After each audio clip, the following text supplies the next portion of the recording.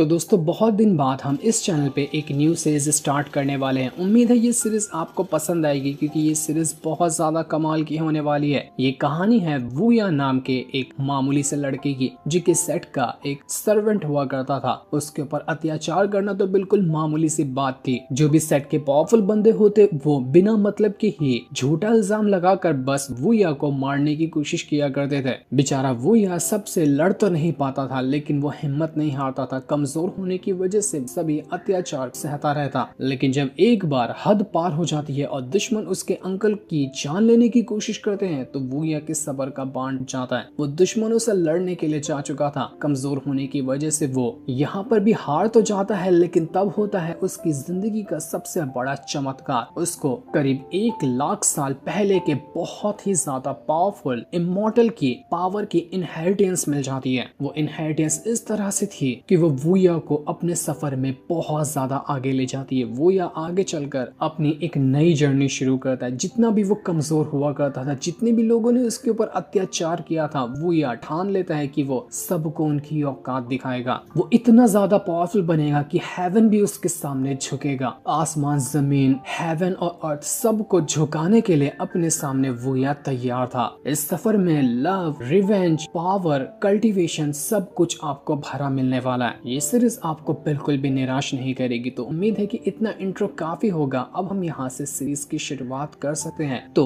Series की शुरुआत होती है जूजियान क्लिफ के सीन दिखाते हुए। ये क्लिफ था हेवन में बना हुआ। वहाँ पर एक छोटी सी बच्ची बैठी होती है। इस बच्ची का नाम था मिंगलोंग। पर तभी आसमान के अंदर से आवाज आती है और आवाज जो आ रही थी वो मिंगलोंग से कहती है कि आखिर तुम्हारी हिम्मत कैसे हुई? तुमने उस टेक्निक को कल्टीवेट किया जिसको कल्टीवेट करना बैन था। उसे कल्टीवेट करना अलाउड ही नहीं था जिसे तुमने कल्टीवेट कर लिया है। और उसको कल्टीवेट करने के बाद तुमने बहुत सारे डीमंस को भड़का दिया जो कि टोटल 10,000 डीमंस बनते हैं। और वो 10,000 डीमन अब हेवन के खिलाफ जाने को तैयार हैं। ये करके ना तुमने बहुत बड़ी गलती की है। इसलिए आज हम हेवन के कोर्ट से आए हुए हैं तुम्हें तुम्हारे कामों की सजा देने के लिए। तो मिनलोंग तुम मरने के लिए तैयार हो जाओ। तुम्हें पूरी तरह से खत्म कर दिया जाएगा तुम्हारे इस काम की वजह से। हेवन के कोर्ट से जितने भी बंदे आए हुए थे वो एक बहुत ही ज्यादा पावरफुल फॉर्मेशन क्रिएट करना शुरू कर देते हैं ताकि मिनलोंग की जान ली जा सके। लेकिन मिनलोंग कहती कि बस यार तुम फॉर्मेशन बनाते हो कि ढोल पीट रहे हो? कितना मेरे कानों में दर्द हो रहा है। थोड़ा आराम से फॉर्मेशन बनाओ ना। लगता है कि मुझे ही कुछ करना पड़ेगा। इसके बाद वो जो मिनलोंग थी अपने कान के अंदर से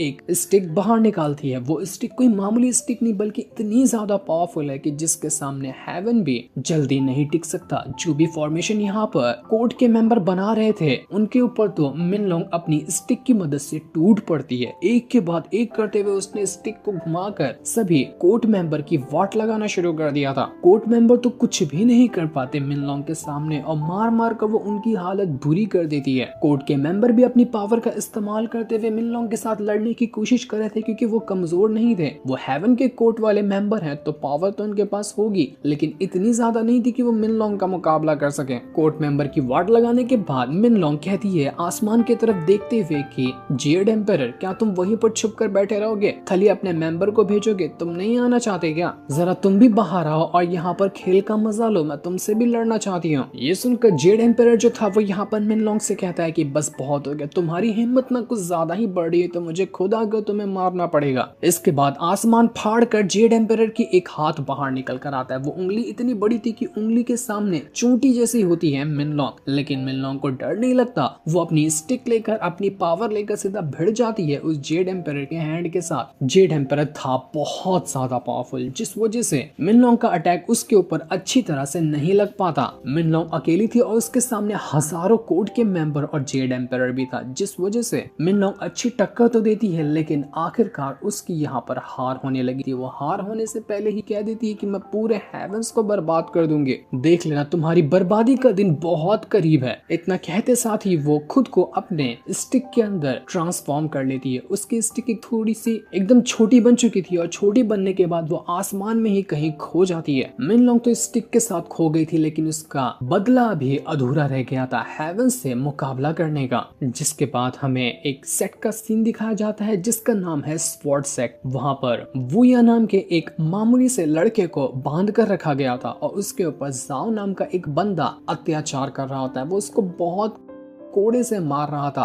मारते हुए वो उससे कह रहा था कि बता, तूने ही क्रेन बर्ड को वो जहर देकर मारा है ना? तुझे पता भी है कि वो जो बर्ड था वो हमारे इमॉर्टल मास्टर सीतू का सबसे खास बर्ड था, उसको तूने मारकर बहुत बड़ी गलती की है। वो यह कह रहा था कि मैं तुम्हें कितनी बार समझू कि मैंने बर्ड को नहीं मारा, आखिर मैं उस बर्ड को क्यों मारूंगा? एक बार में तुम्हारे दिमाग में समझ में नहीं आता है क्या? तो जाओ कहता है कि अच्छा ऐसी बात है, कहीं के राजकुमार हो क्या तुम जो इस तरह का एटीट्यूड मेरे सामने दिखा रहे हो? गुलाम हो तो अपनी औकात मत भूलो। तुमने मारा हो या नहीं मारा हो, सजा तो तुम्हें ही मिलेगी, क्योंकि जिम्मेदारी तुम्हारी थी उन बर्ड्स को संभालने की। खाना तुम उनको देते हो तो जहर क्या कोई और डाल के जाएगा? तू ही यहाँ पर उस बर्ड को जहर देकर मारा है, तो सजा काटने के लिए तू तैयार हो जा। कबूल करता है अपना अपराध की नहीं करता है? बोल जल्दी बता, वरना यहाँ पर कुत्ते की मौत मारूंगा। मर जाएगा तो कंफर्म हो जाएगा कि तूने ही यहाँ पर उस बर्ड को मारा है। बस वो यह इतना कह रहा था कि मैंने एक बार कहा है, मैं 100 बार कहूंगा, मैं 1000 बार कहूंगा कि मैंने उस बर्ड को नहीं मारा। अब जो मेरे 1000 बार कहने से सच झूठ या झूठ सच में नहीं बदल जाता।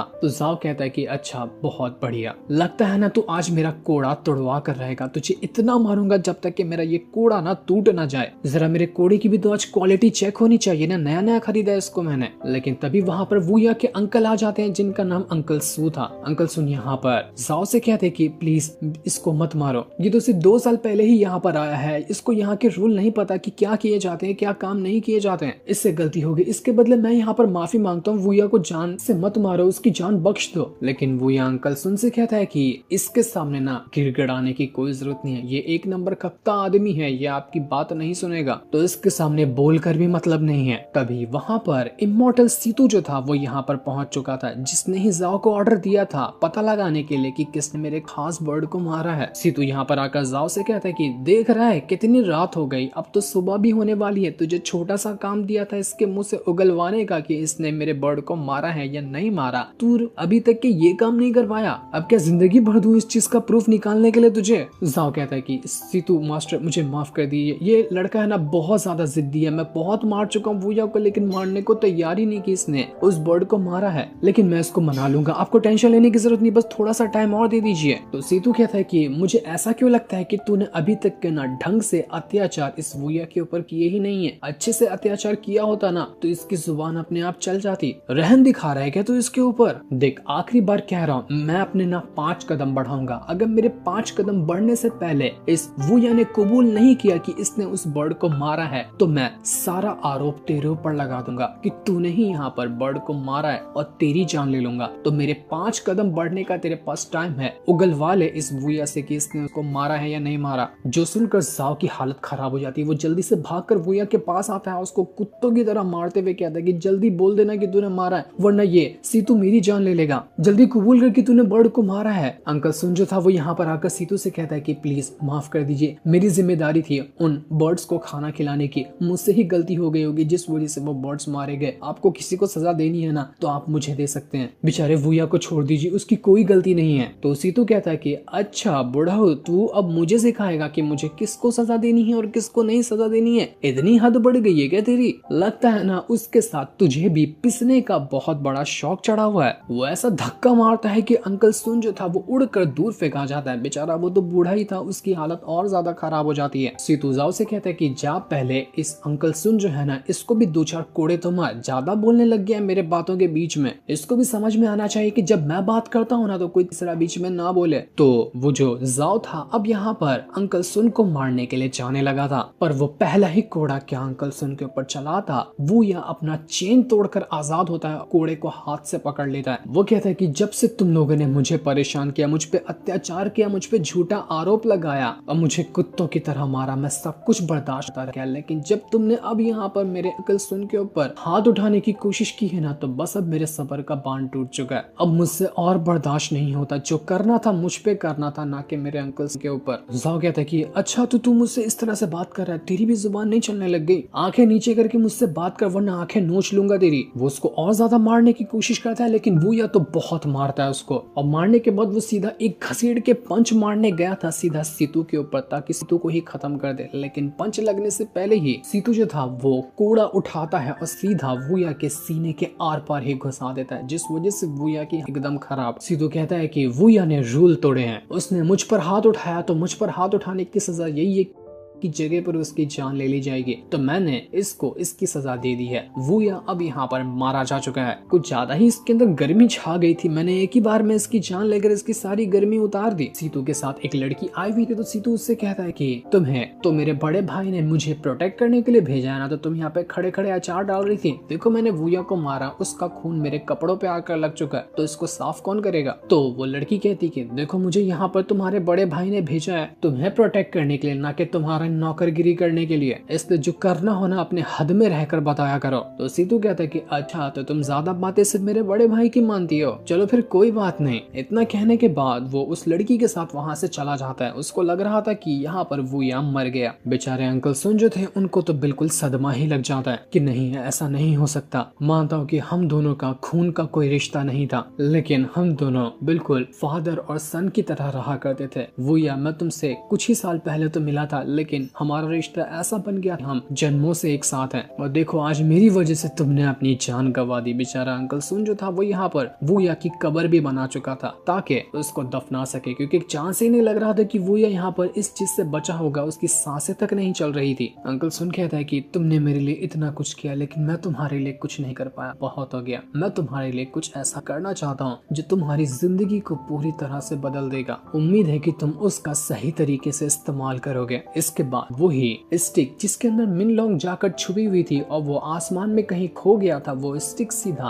अंकल सुन जो था वो वूया के गले में टांग देता है। अंकल सुन कह रहा था कि ये स्टिक मेरे जनरेशन के हिसाब से आगे बढ़ते जा रही है। मेरे दादा के पास थी, दादा से पिता को मिली, पिता ने दिया। आज तक के मैंने कभी इसका इस्तेमाल नहीं किया था, ना कि मेरे जनरेशन में किसी ने किया था, पर आज मैं ये तुम्हें दे रहा हूँ ताकि तुम इसका इस्तेमाल कर सको। तुम बिल्कुल प्रबल दावेदार हो इस चीज को इस्तेमाल करने के लिए। जैसे ही वो स्टिक वूया के गले में गई थी, वूया अपने आप को किसी और ही दुनिया में पाता है। वो बस ऐसे जमीन पे गिरता जा रहा था। वूया कह रहा था कि नहीं मुझे मरना नहीं है, मुझे जिंदा रहना है, मुझे आगे बहुत बढ़ना है, मुझे मेरे दुश्मनों को सबक सिखानी है, उनको उनकी औकात दिखानी है। तो मैं भी नहीं मर सकता, इतनी जल्दी मैं नहीं मर सकता, मुझे बचा लो। वूया को उसके सारे दुश्मन नजर आ रहे थे, सभी उसको नजर आ रहे होते हैं जिसने भी उसके साथ गलत काम किया। वूया का दिल बैठा जा रहा था कि दुश्मन को ऐसे छोड़ दिया तो मेरे मरने का क्या फायदा। लेकिन तभी यहाँ पर एक अजीब सी आवाज सुनाई देती है वूया को। वो आवाज उससे कह रही थी कि मैं एक बहुत ही ज्यादा पावरफुल कल्टिवेटर हूँ। मैं बहुत जमाने से किसी ऐसे इंसान को ढूंढ रहा था जो मेरी इनहेरिटेंस हासिल कर सके, और देखो फाइनली मुझे वो इंसान मिल गया। तुम्हारे अंदर पूरा फुल पोटेंशियल है जो तुम मेरे इनहेरिटेंस का इस्तेमाल कर सकते हो। जिसको भी मेरी इनहेरिटेंस मिलेगी ना, वो आगे चलकर बहुत ज्यादा पावरफुल बनेगा। वो ऐसा इंसान बनेगा जिसके सामने कोई नहीं टिक सकता, यहाँ तक कि हेवन भी उसके खड़ा घबराएगा। उसके नाम सुन के पूरे जमीन और आसमान में हर एक जिंदा चीज की रूह कांप जाएगी। वूया के चारों तरफ बिल्कुल अजीब से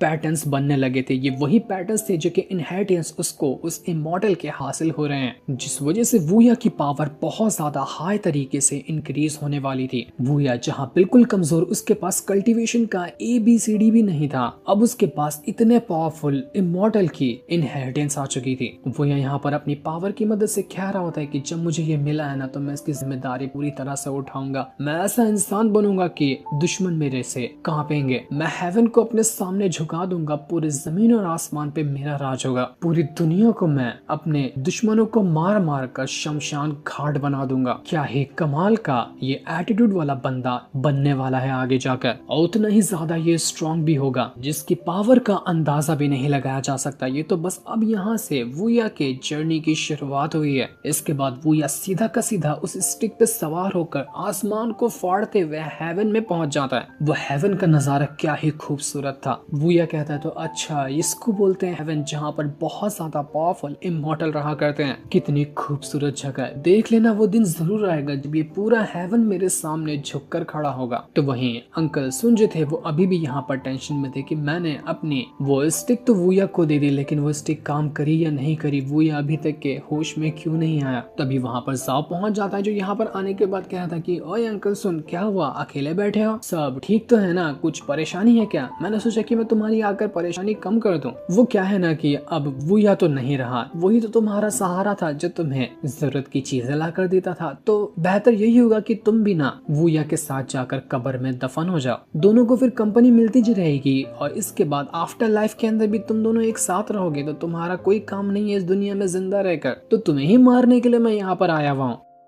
तो बुढ़ऊ चलो मरने के लिए तैयार हो जाओ। अंकल सुन कह रहा था कि तुमने वूया को मार दिया, तुम अब मुझे भी क्यों मारना चाहते हो, तुम सब कुछ तो छीन चुके हो, मेरे पास बचा ही क्या है, मुझे छोड़ दो, मुझे मत मारो। लेकिन जाओ तो कुछ भी सुनने के लिए तैयार नहीं था। वो जैसे यहाँ पर हमला करने वाला होता है, वूया की जो कब्र बनी थी वो फट कर बाहर आ जाती है और ऐसा धमाका वहां पर हुआ था जिसकी कोई हद नहीं थी। चारों तरफ वूया का ऑरा फैला था। वो ऑरा ऐसा कि सामने एक ककून के अंदर जो बटरफ्लाई होती है, ऑरा की वजह से ककून फटता है और बटरफ्लाई बाहर आ जाती है। इतना कमाल का वो ऑरा वूया के अंदर से बाहर निकला था। जाओ जैसे ही सामने देखता है, उसको सामने वूया खड़ा हुआ दिखाई देता है जो कि हवा में खड़ा था। जाओ कहता है कि तू जिंदा कैसे बच गया, तू तो कब्र के अंदर था ना, कब्र फाड़ के कैसे बाहर आया, तू जिंदा कैसे बच सकता है, मुझे तो यकीन नहीं हो रहा। वूया कहता है कि तू हम दोनों को कंपनी दिलवाना चाहता था ना आफ्टर लाइफ अंदर, मैं तुझे कंपनी दिलवाने के लिए आया हूँ इसी लाइफ के अंदर। जाओ कहता है कि कोई बात नहीं, तू पहले भी कमजोर था, तू अभी भी कमजोर होगा, कब्र से बाहर आ गया तो क्या फायदा, फिर भी मैं तेरी जान ले सकता हूँ। वो अपनी स्वॉर्ड को लिए वूया की तरफ बढ़ना शुरू कर देता है ताकि वूया की जान ले सके, लेकिन उसकी स्वॉर्ड यहाँ पर वूया को टच क्या कर पाती, वो उसकी जान क्या ले पाती। वूया अपनी एक उंगली आगे करता है और जैसे उसने अपनी उंगली को आगे किया था, वो जाओ की स्वॉर्ड उल्टा घूमकर उसका ही सीना फाड़ते हुए उसके शरीर के आर पार हो जाती है। ऐसा ब्रूटल तरीके से वो जाओ यहाँ पर मौत के घाट उतर चुका था।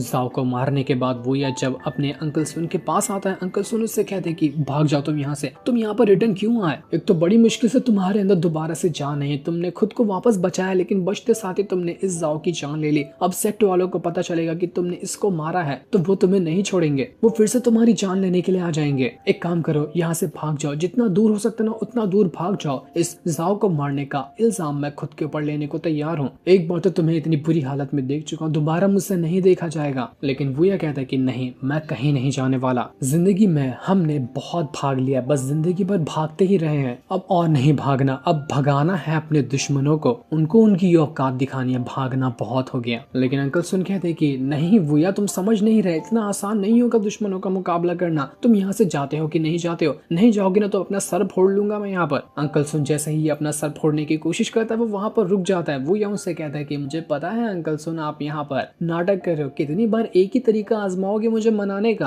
अब तो मैं आपके इस तरीके से वाकिफ हो चुका हूँ, तो कोई नया तरीका ढूंढा कीजिए। अंकल सुन भी यहाँ पर शांत बैठ जाते हैं और वो भैया से कहते हैं कि भैया देखो, तुम अपने बारे में सोचो, जिंदगी बार बार नहीं मिलती, तुमने इतनी मुश्किल से अपनी जान को बचाया है, वापस से उसे खतरे में मत डालो। लेकिन वो यह कहता है कि नहीं, आपको टेंशन लेने की जरूरत नहीं है, ये जो मुझे दोबारा जिंदगी मिली है ना, मैं काल बनकर आऊंगा अपने दुश्मनों के ऊपर, उनकी ही जान लेने के लिए मुझे ये दोबारा जिंदगी मिली है, तो इसको ऐसे जाया तो नहीं जाने दे सकता, मैं अत्याचार का बदला उनके खून से लूंगा। अगले ही महीने यहाँ पर सेट का कंपटीशन होने वाला है, मैं उस कंपटीशन में जाऊंगा, पार्टिसिपेट करूंगा और दुनिया को दिखा दूंगा कि जो लोग मुझे कमजोर समझते थे ना कि मैं अब क्या चीज हूँ, पूरी दुनिया में मेरी दहशत होगी। इसके बाद कंपटीशन में पार्टिसिपेट करने के लिए वो ये अपनी ट्रेनिंग शुरू कर देता है। वो जंगल में आकर अपनी ट्रेनिंग कर रहा था, अब वो उस छोटी सी लॉकेट वाली स्टिक को भी देख रहा होता है। वो कहता है कि ये स्टिक तो अब काम ही नहीं कर रही, उस टाइम तो उसने बहुत अच्छी पावर मुझे दी थी, लगता है कि इसकी पावर खत्म हो गई क्या, या बस इतना ही इसका काम था। वो उसको ठोक ठोक कर पूछ रहा होता है कि अंदर कोई बैठा है क्या, बैठा है तो मेरी हेल्प करो ना।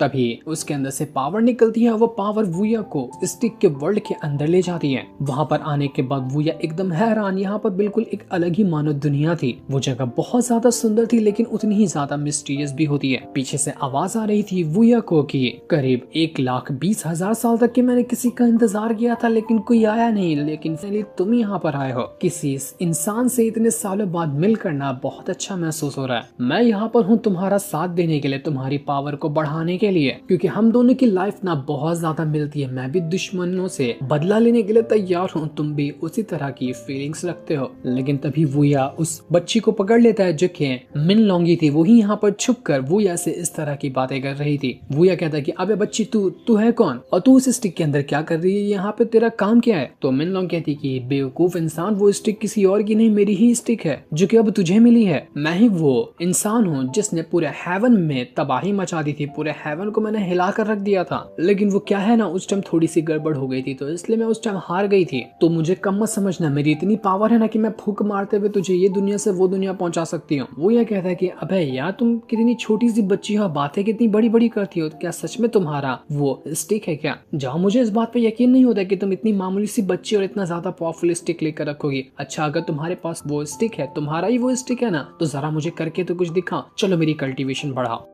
तो मैं मानूंगा कि तुम्हारे पास पावर है और तुम कुछ करके दिखा सकती हो। तो मिनलोंग कहती कि ठीक है, फिर जैसा मैं कहती हूँ वैसा करते जाओ, तुम्हारी कल्टीवेशन इंक्रीज होते जाएगी। तो यहाँ पर मिनलोंग वूया को गाइड कर रही थी और वूया यहाँ पर जिस जंगल में होता है वहाँ के बीस्ट से मुकाबला करने लग जाता है। मिनलोंग उसको गाइड करते हुए बता रही थी कि देखो, कल्टीवेशन की शुरुआत में ना सबसे पहले तुम्हें अपनी बॉडी को मजबूत बनाना पड़ता है ताकि वो कल्टीवेशन को हैंडल करने के लायक हो जाए। बॉडी को मजबूत बनाने के 3 स्टेप होते हैं जिनको तुम 3 लेवल भी कह सकते हो। पहला लेवल होता है बॉडी की जो फ्लैश है, मांस वगैरह, उसको मजबूत बनाना। दूसरा लेवल होता है तुम्हारे शरीर के टेंडन्स जो होते हैं उनको मजबूत बनाना। और तीसरा और आखिरी स्टेप होता है बॉडी को मजबूत बनाने का कि अपनी हड्डियों को मजबूत बनाना। जब तुम ये 3 काम कर लोगे ना तो तुम्हारी बॉडी इस काबिल हो जाएगी कि वो आगे के कल्टीवेशन लेवल को हैंडल कर सके। तो चलो फटाफट से काम शुरू कर दो, तुम्हें ये 3 लेवल ना अभी के अभी क्रॉस करने हैं ताकि तुम्हारी बॉडी मजबूत हो जाए। वूया यहाँ पर उन बीस्ट के साथ फाइट कर रहा था और फाइट करते करते वो अपनी पावर को बढ़ाने की कोशिश कर रहा होता है ताकि वो तीनों जो शुरुआत के लेवल होते हैं उन्हें ब्रेक कर सके। कुछ टाइम के अंदर उसने अपने मांस को पावरफुल बना लिया था, मतलब कि पहला लेवल ब्रेक हो गया बॉडी पावरफुल करने का। लेकिन ये करते करते उसको करीब करीब पूरा 1 महीना निकल जाता है। 1 महीने तक की ट्रेनिंग कर रहा था और 1 महीना पूरा होने के बाद वो अपने 3 लेवल को पूरा करता है, जिस वजह से उसकी बॉडी इतनी स्ट्रांग हो चुकी थी कि वो आगे की कल्टीवेशन को हैंडल कर सकता है। मिनलोंग कहती कि अबे यार, तुम कितने ज्यादा स्लो हो, तुमने 1 महीना लगा दिया सिर्फ 3 मामूली से लेवल सीखने में। मेरा तो ये 3 मिनट का काम नहीं था। बहुत कमजोर हो यार तुम्हें ना पावरफुल बनाने में मुझे बहुत मेहनत करनी पड़ेगी, तुम तो थका दोगे मुझे। वो यह सोच रहा था कि अरे यार, बाकी लोगों का कल्टीवेशन लेवल तो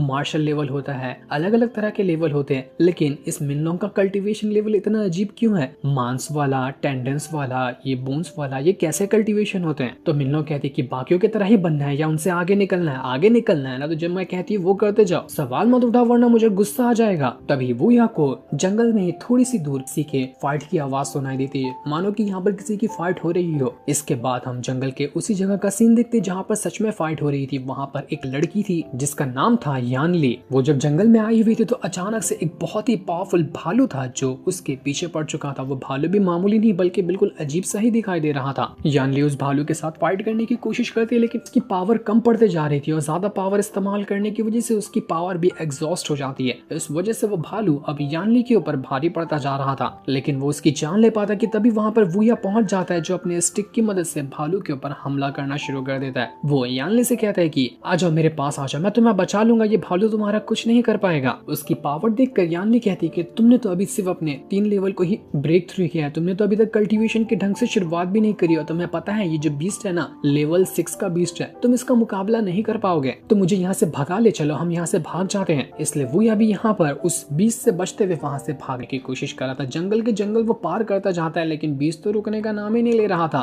मिनलोंग जो थी वो वूया से कहती है कि अबे गधे आदमी, तुम भाग क्यों रहे हो? भागो मत, जाके बीस्ट से फाइट करो। तुम्हें मैंने अचार डालने के लिए या भागने के लिए टेक्निक सिखाई है, कुछ तो सिखाया ना अभी तुम्हें, उसका कम से कम तो इस्तेमाल करो और जाओ बीस्ट से फाइट करो। ऐसे ही भागते रहोगे तो दुश्मनों से भी तुम्हें भागना पड़ेगा और मेरी बात नहीं सुनोगे तो गड्ढे में गिरोगे, याद रखना इस बात को। और वैसा ही होता है। भागते भागते वूया एक खाई के पास आकर खड़ा हो चुका था। सामने बीस्ट और पीछे खाई, बीच में आकर वूया और यानली अटक चुके थे। यानली अपनी पावर को फिर से एक्टिवेट करती है और बीस्ट के ऊपर हमला करने की कोशिश करती है लेकिन कोई फायदा नहीं होता। बीस्ट तो अभी भी बहुत ज्यादा भड़का हुआ था, वो बहुत ज्यादा पावरफुल भी था जिस वजह से उसको हराना बहुत ज्यादा मुश्किल। कोई चारा ना होने पर अब यहाँ पर वूया जो था वो अपनी पावर को एक्टिवेट करता है और अपनी पावर की मदद से वो उस बीस्ट के साथ ही भिड़ जाता है। मार मार कर बीस्ट की तशरीफ लाल कर चुका था, कुत्तों की तरह वो उसको मारता है। इस वजह से लेवल 6 का बीस्ट जो इतना ज्यादा पावरफुल लग रहा था वो 2-4 अटैक में ही वूया के ढेर हो जाता है। वो ढेर भी ऐसा हुआ था कि वो सीधा गिरता है वूया और यानली के ऊपर, जिस वजह से वो दोनों खाई के नीचे आकर गिर चुके थे। किस्मत अच्छी थी कि नीचे तालाब था तो इस वजह से वो दोनों बच गए, वरना तो वाट लग जाती दोनों की।